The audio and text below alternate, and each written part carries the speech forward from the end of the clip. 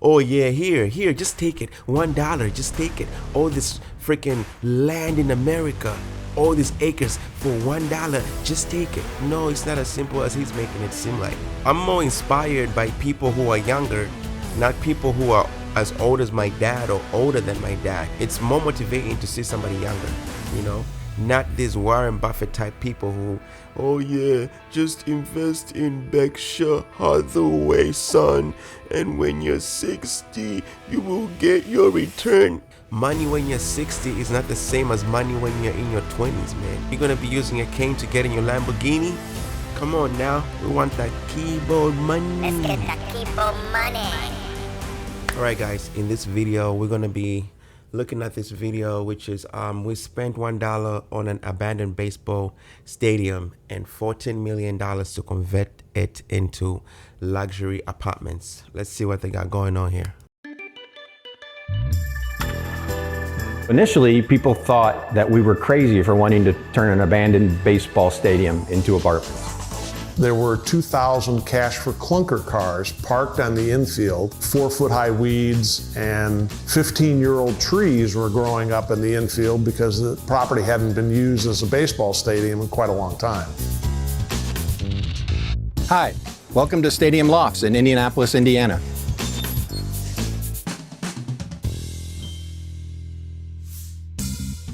I'm Michael Cox, and I'm 54 years old. I'm John Watson, and I'm 65 years old. It's okay to see old people do these kind of things. What's interesting about it? These dudes are already old men. They've lived their life, okay? I want to see videos of younger people, people in their teens, people in their 20s, people in their 30s, people in their 40s doing this kind of stuff. But dude is 60 years old. He's lived all his life. I mean, of course, he's probably made a whole bunch of money in his years. You know what I mean? So I'm not really going to be surprised. I'm just watching it to just see how they did it. But I was expecting a young couple or young entrepreneurs, because this generation, we're trying to get that keyboard money. We're not trying to get that brick and mortar money. You know how much capital they had to put down just to get this thing?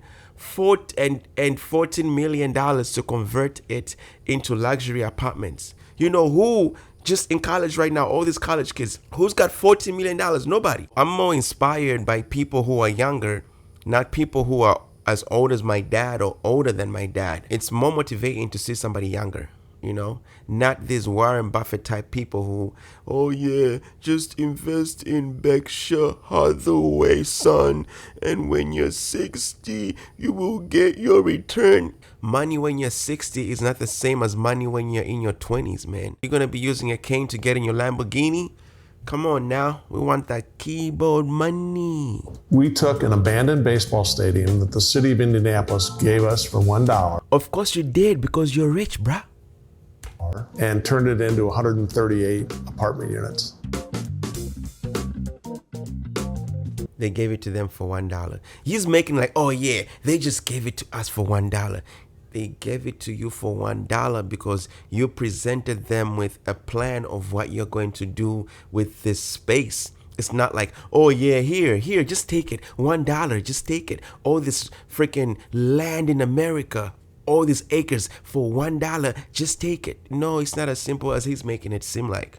So I'm sorry, though. You can't fool me, bro. Or should I say, oh man?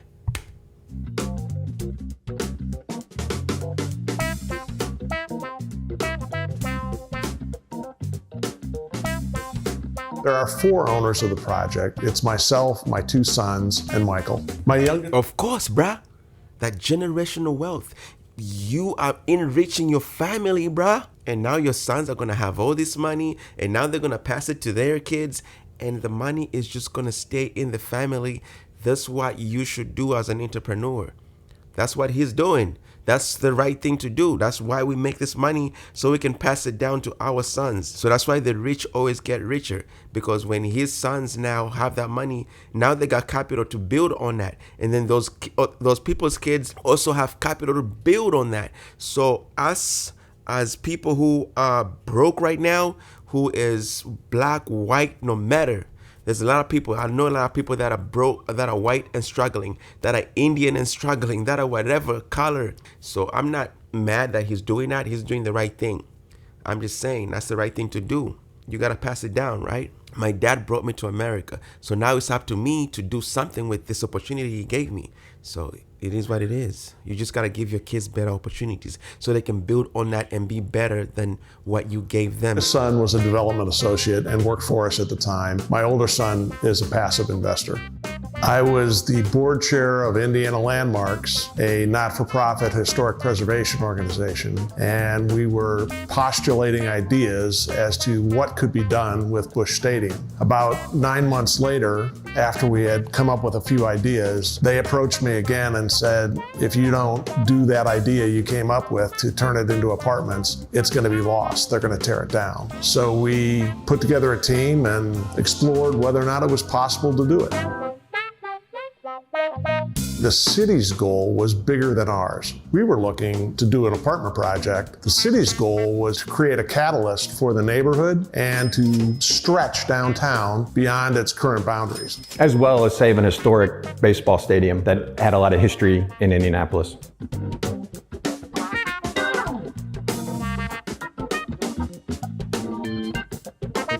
As a condition of transferring the property to us, the city mandated that we build an additional 144 units outside of the stadium.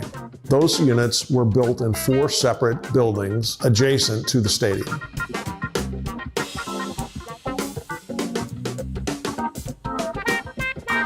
The profits from the project are split proportionally based on the ownership of the individual partners. The cash flows from this project have been used to create other projects that we've done, as well as we're constantly reinvesting back in this project to maintain it as a great place to live.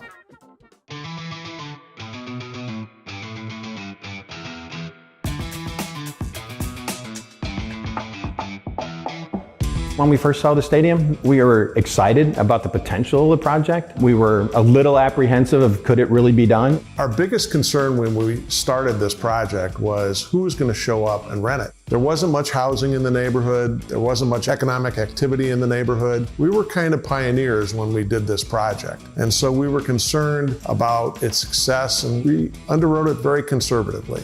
Busch Stadium, from a technical standpoint, was probably the most difficult project that we've done in terms of solving the construction and engineering issues that needed to be resolved in order to be able to build the project, while maintaining the character of the building and also while turning it into apartment units people would want to live in. In the renovation, we wanted it to be stadium-like. We didn't want to take all the stadium character away. At that time, when we opened, all of those were fully leased as well. The overall development cost of the stadium flats portion of the project was about $13 million.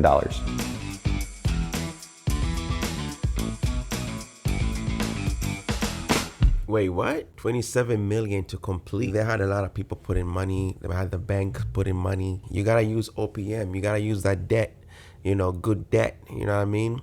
So OPM, other people's money, is what they use to finance this. As a business person, you don't want to buy something outright, okay? You don't want to buy, it depends, okay? It depends on certain things, but mostly investments, you don't want to buy it outright. I mean, it's making you money every month. It's going to pay for itself. Why pay all of it? You know what I mean? Take that other money and invest it into something else. As you walk into the stadium from the outside, you're walking towards the ticket booths that were original to the outside of the building. As you pass through the front door, you walk into the underside of the stadium still being visible. At the end of the day, this video is about brick and mortar, and I'm really mostly against brick and mortar unless it's real estate and unless you got that type of money at a certain level of your wealth. Like if you are people that are watching this, you're in your 20s and you want to build a business, I suggest you make as much money as you can. Like, you know what I mean?